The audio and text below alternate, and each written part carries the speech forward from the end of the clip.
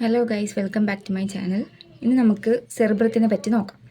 ആദ്യമേ cerebrum is the largest part of the brain. അതായത് നമ്മുടെ ബ്രെയിനിൻ്റെ ഏറ്റവും ലാർജസ്റ്റ് പാർട്ടാണ് cerebrum. It is also called pallium. ഇതിനെ പല്ലിയം എന്നും കൂടി അറിയപ്പെടാറുണ്ട്.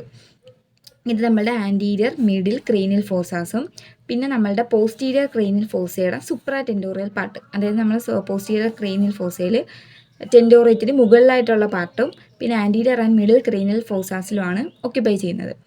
ഇതിന് ഔട്ടർ ഗ്രേ മാറ്റർ, അതായത് ഇതിൻ്റെ ഗ്രേ മാറ്റർ ഔട്ടർ ആയിരിക്കും, വൈറ്റ് മാറ്റർ ഇന്നർ ആയിരിക്കും. അടുത്തതാണ് ഇതിൻ്റെ ഫീച്ചേഴ്സ്. ഇതെന്ന് പറയുന്നത് 2 സെറിബ്രൽ ഹെമിസ്ഫിയേഴ്സ് വെച്ചാണ് ഉണ്ടാക്കിയിരിക്കുന്നത്. അതായത് നമ്മുടെ സെറിബ്രത്തിന് 2 സെറിബ്രൽ ഹെമിസ്ഫിയേഴ്സ് ഉണ്ട്.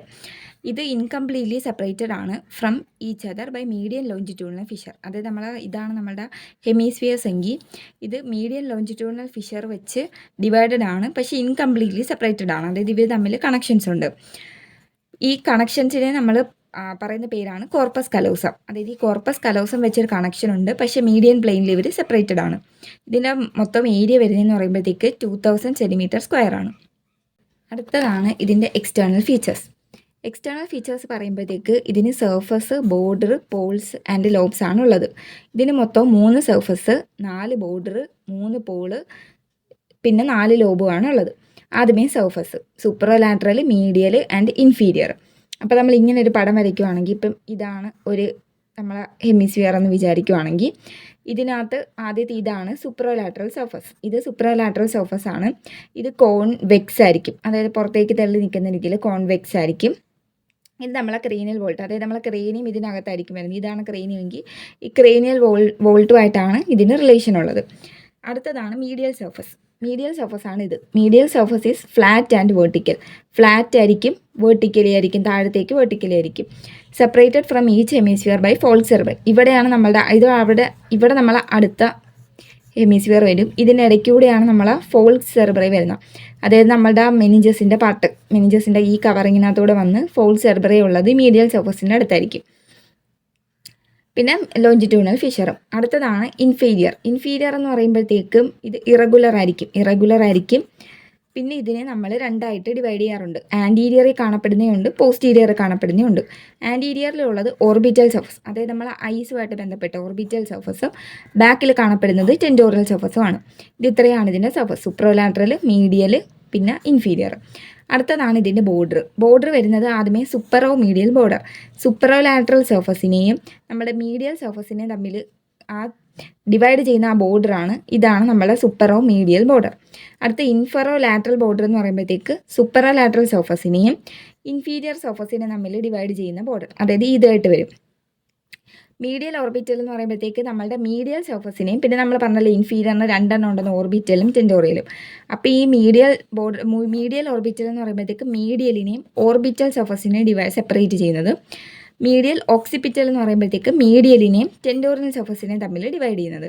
അപ്പോൾ ഈ സൂപ്പറോ ഇൻഫറോ ആലോചിക്കുമ്പോൾ സൂപ്പറോ മീഡിയൽ എന്ന് പറയുമ്പോൾ സൂപ്പറോ ലാറ്ററൽ സർഫസും മീഡിയലും, അതാണ് സൂപ്പറോ മീഡിയൽ.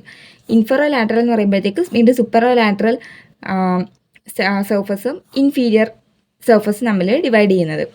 പിന്നെ മീഡിയൽ ഓർബിറ്റൽ എന്ന് പറയുമ്പോൾ മീഡിയൽ സർഫസും ഓർബിറ്റൽ സർഫസും, മീഡിയൽ ഓക്സിപിറ്റൽ എന്ന് പറയുമ്പോൾ മീഡിയൽ സർഫസും ടെൻഡോറിയൽ സർഫസും നമ്മൾ ഡിവൈഡ് ചെയ്യുന്ന ബോർഡേഴ്സ്. ഇതാണ് പോൾസ് എന്ന് പറയുമ്പോൾ ഇതിന് ഫ്രോണ്ടൽ, ഓക്സിപിറ്റൽ, ടെമ്പറൽ പോൾസ് ആണുള്ളത്. പോൾസ് എന്ന് നമ്മൾ ആലോചിക്കുമ്പം ഇങ്ങനെ ഉരുണ്ടിരിക്കുന്ന ഭാഗങ്ങളാണ് നമ്മുടെ സർഫസിൽ, സെറിബ്രത്തിൻ്റെ സർഫസിൽ ഇങ്ങനെ ഉരുണ്ട് വരുന്ന സർഫസ് ഭാഗങ്ങളെയാണ് നമ്മൾ പോൾസ് എന്ന് ഉദ്ദേശിക്കുന്നത്. അപ്പോൾ ഇങ്ങനെ ഒരു പടം വെച്ച് ഓർക്കുകയാണെങ്കിൽ ഇതായിരിക്കും നമ്മളെ ഫ്രോണ്ടൽ പോള്. ഇതിൻ്റെ ബാക്കിൽ ഇവിടെ വരുന്നത് ഓക്സിപിറ്റൽ പോളും ഈ സൈഡിലായിട്ട് വരുന്നത് ടെമ്പറൽ പോളും. പെറൈറ്റൽ ലോബ് ഇവിടെയാണ് വരുന്നത്. അപ്പോൾ ഇവിടെ അങ്ങനെ ഉരുണ്ട ഭാഗങ്ങളൊന്നും ഇല്ല, അതുകൊണ്ട് അതിന് പോളില്ല. അപ്പോൾ ഫ്രോണ്ടൽ, ഓക്സിപിറ്റൽ, ടെമ്പറൽ.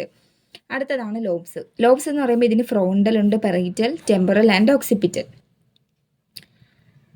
ഇനി അടുത്തത് നമ്മളുടെ ഈ ലോബ്സിനെ തമ്മിൽ ഡിവൈഡ് ചെയ്യുന്ന സൾക്കൈ എന്താണെന്ന്. സൾക്കൈ ആൻഡ് ഗൈർ എന്താണെന്ന് നമുക്ക് അടുത്ത് പറയാം. ഇതിപ്പോൾ ഈ ലോബ്സ് പറഞ്ഞുകൊണ്ട് അതിന് ഡിവൈഡ് ചെയ്യുന്ന സൾക്കൈ ആൻഡ് ഗൈർ ഏതാണെന്ന് പറയാം.